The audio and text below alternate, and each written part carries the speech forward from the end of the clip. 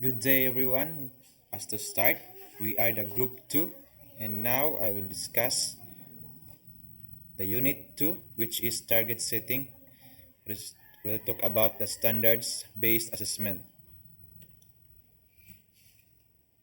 Constructive alignment. It is a process of creating a learning environment that supports the learning activities that lead to the achievement of the desired learning outcomes.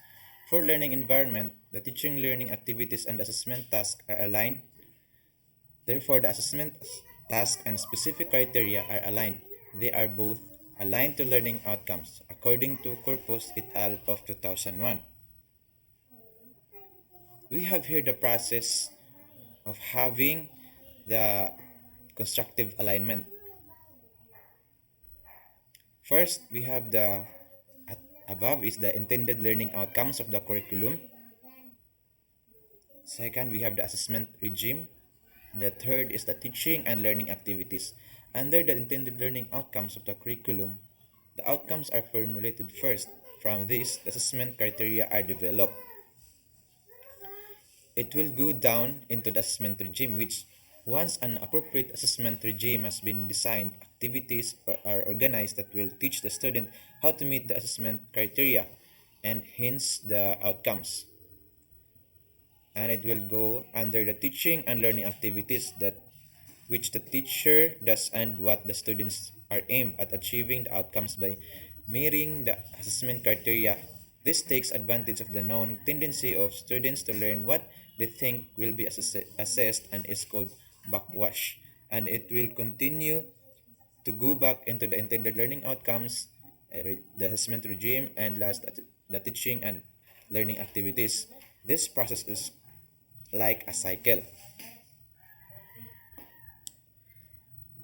Now let's go on to the K-12 assessment guidelines of this standard-based assessment.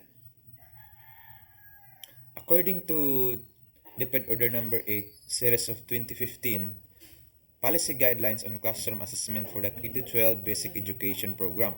The classroom assessment is an integral part of curriculum implementation. It allows teachers to track and measure learners' progress and to adjust instruction accordingly. Classroom assessment informs the learners as well as their parents and guardians of their progress. Therefore, the K-12 assessment guidelines, it is the guidelines that basis of activities and instructions on how can teacher teach their students in a classroom. Let's go first for the first guidelines under the curriculum, which is the content standards. This covers a specified scope of sequential topics within each learning strand, domain, theme, or component. They answer the question, what should learners know?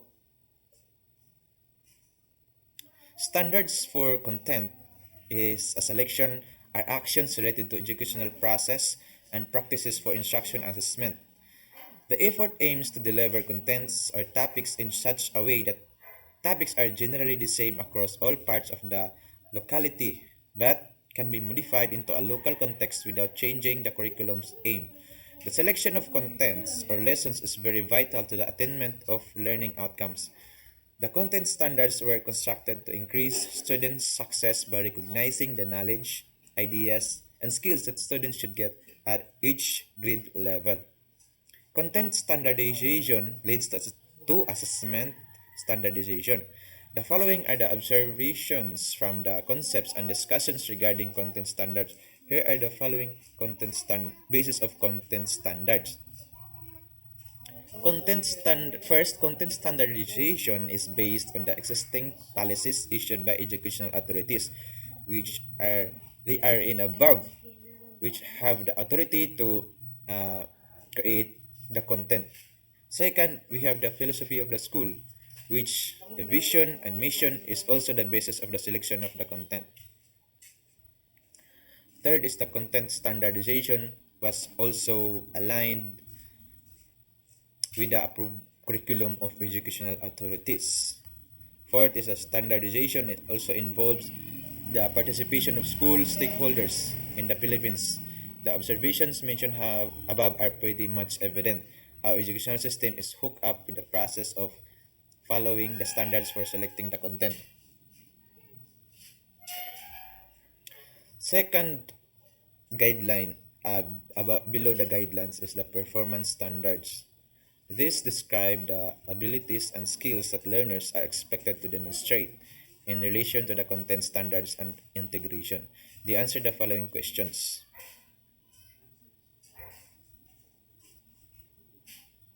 First question is, what can learners do what they know? Second is, how will learners do their work? Third is, how will learners use their learning or understanding in different situations? Fourth is, how do learners apply the learning or understanding in real life context? Lastly is, what tools and measure should the learners use to demonstrate what they know? This performance standards is now focuses and basically focuses on students' learning, on how they can apply their learnings in real life situation or context.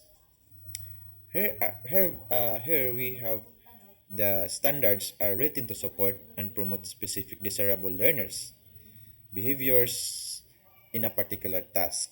In teaching and learning, the basis for standard is the attainment of minimum competencies required by the course learning outcomes.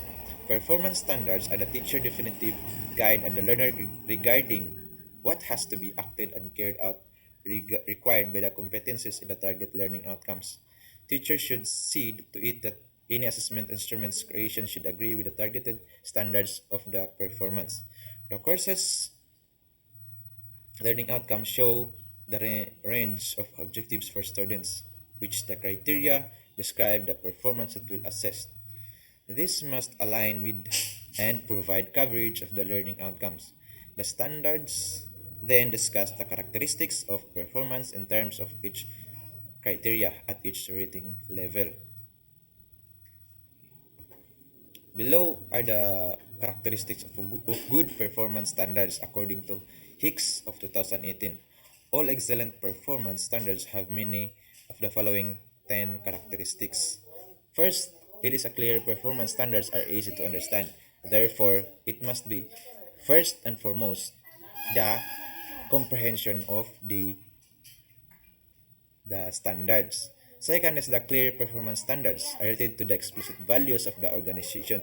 There must be connection of the performance standards to the explicit values that's stated by the organization. Third, it has a clear performance standard related directly to the mission.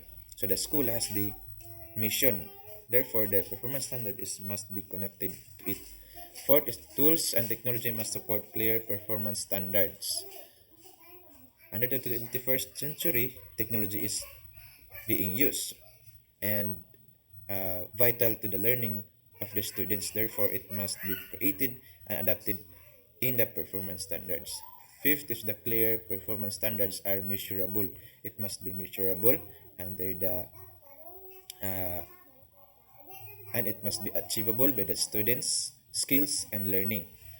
Six is the precise performance standards measurement must inspire confidence. Seventh, it must be clear performance standards are attainable. It must be attainable with the students under the specific period of time. Eight, clear performance standards are trainable. It has effective and it has a validation to conduct or to teach the students. Nine, performance standards are consistent. It must be reliable and have the consistent learning and performance to students. 10 is the clear performance standard should not be confused with one another.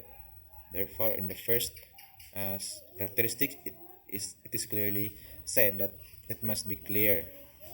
It must not cause confusion to the students. Now, lastly, we have here the assessment types.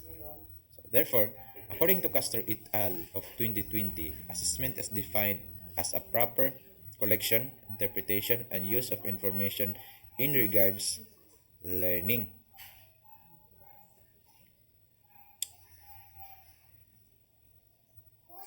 He also stated that it gives the teacher a better awareness of people's knowledge and their understanding, and what learning experiences are also about their skills and personal characters and capabilities.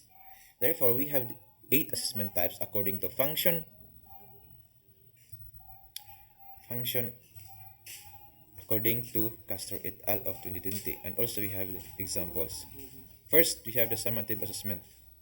Its function is to atypically administered at the end of learning period. It evaluates a student's overall knowledge and understanding. They provide a final grade or judgment of achievement. Example for this is the final exams, standardized test, and end year of assessment. Second, we have the formative assessment. Formative assessments are used during the learning process to monitor students' progress and provide feedback for improvement. They help identify areas of strength and weaknesses.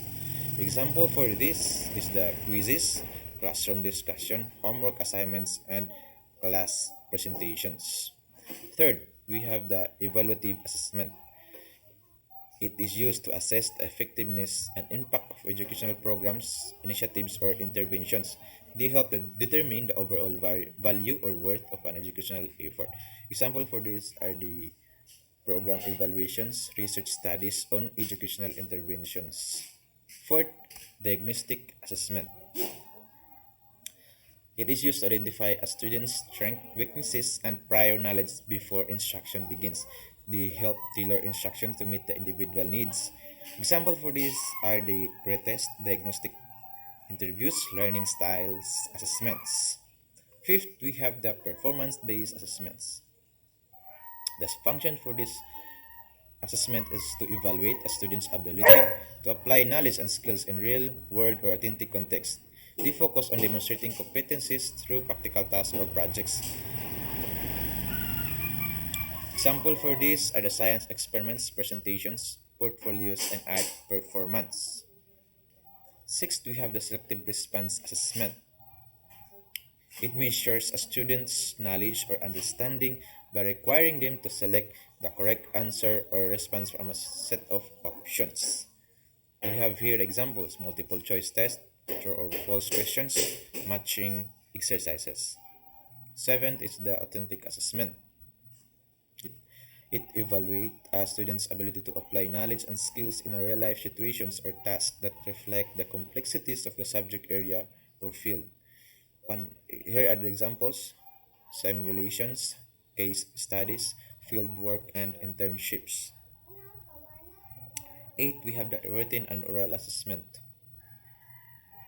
It evaluates students' ability to communicate effectively through writing or speaking.